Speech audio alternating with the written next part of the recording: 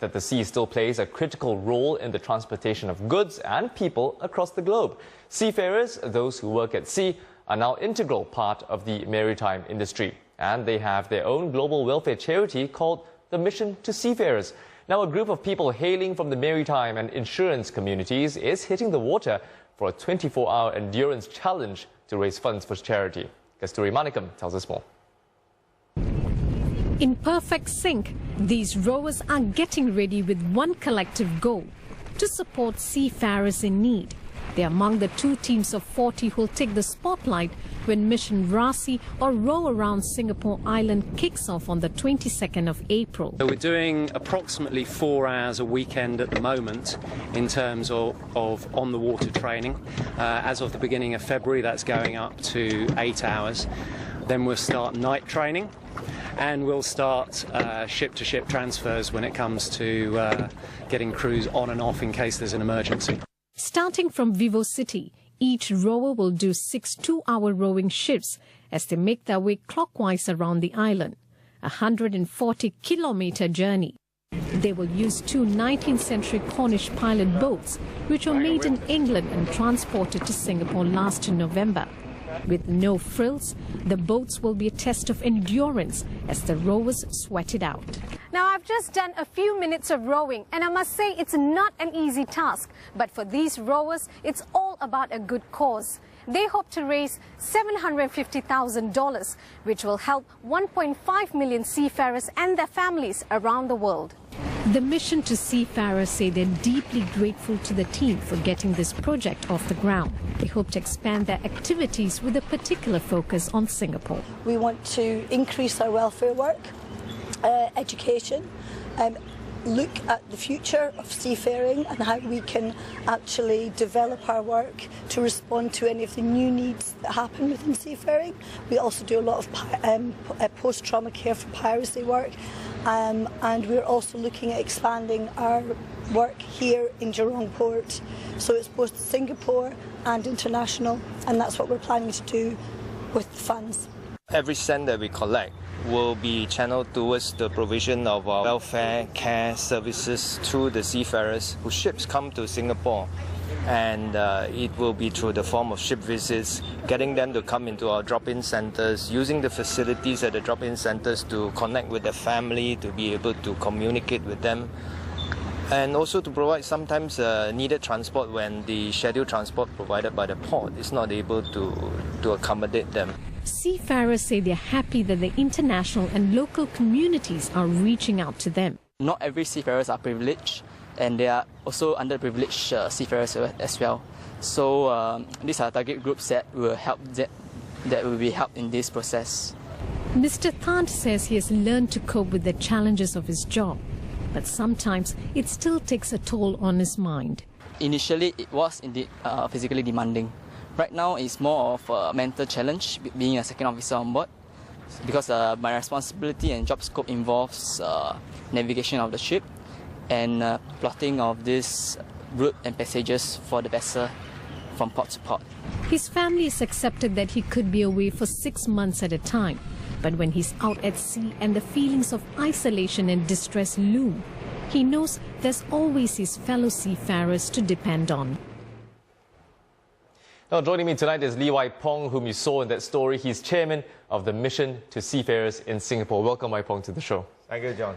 Wai Pong, you know, you're a seafarer yourself. You've sailed a large variety of vessels. Why do seafarers need special support, you think? Well, John, you know, we work in, let's say, this place, very safe, right? Very calm, very nice. Seafarers work in a very different environment. The environment is harsh, subject to wind, weather. Sometimes it's not very safe. Pirates come on board, hijack your ship, rob you, traumatize you, and you have to deal with different nationalities on board the ship. And then you're going to all sorts of different countries with different regulatory requirements. Then you have the advance of technology coming in. So, you know, all put together, it's quite a challenging environment, quite different. So you need the combination of a bit of brawn, a bit of brains put together. Okay. So tell us a bit about the human aspect of seafaring. You know, you've been at sea, I think about 40 years ago. Yes. You've sailed across the globe. What's it like, really, you know, being away from friends and family for so long? I think the late author Joseph Conrad said, going to sea is a bit like going to prison with the added danger of drowning. So it's a bit like that. Okay. You know, you're separated from home quite long periods. And when you come back, of course, there's this sense of alienation. I spoke about the cultural diversity on board the ship and all that. But after a while, you know, you bond together. You become a band, and then you come home, and your children call you uncle. That's not a nice feeling. Not Almost a like nice a fish out of water. Yes, almost. and then you come back, and it's only for a couple of months before you go back. So always this issue of alienation, trying to get back into your comfort zone, and then you're off again.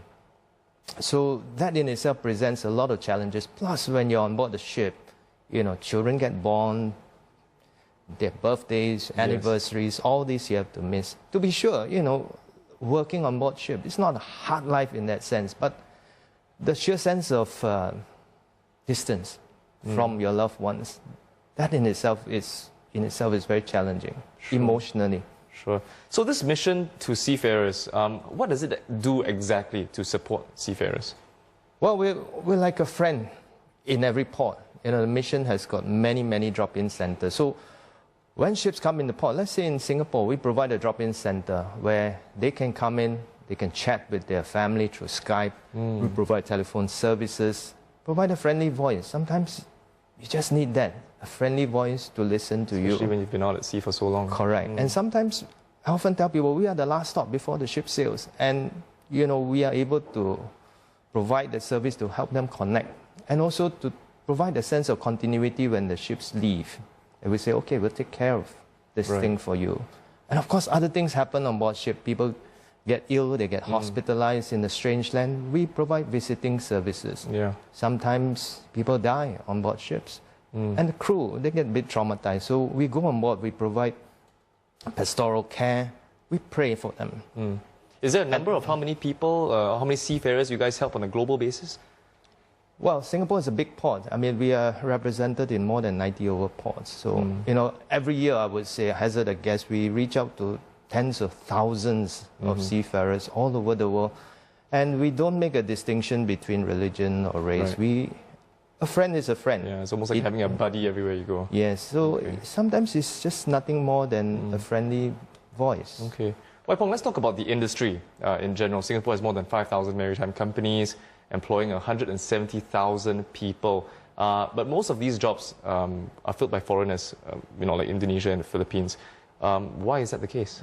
Actually, I have to correct you a bit there. The 175,000 people you speak about, I mean, they a lot of them work in shore-based industries. You know, they're the seafarers who are actually on board the ships.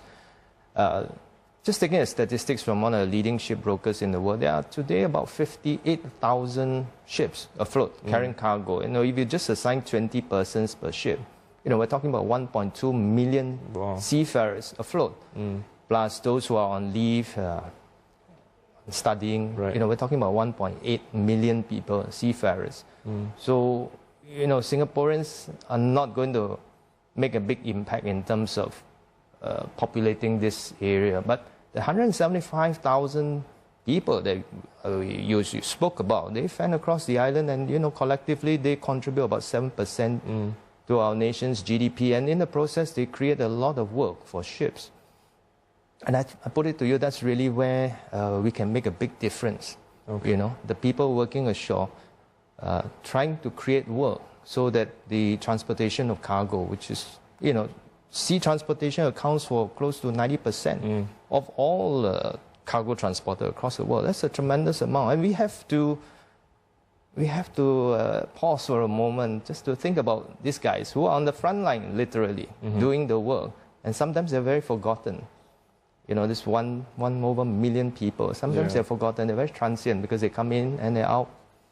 And sometimes nobody cares about them. And that's where the mission comes in. Comes in, of course. Okay, great. Thank you very much for coming in, Wai Pong. Thank you. And that was Lee Wai Pong, Chairman of the Mission to Seafarers in Singapore.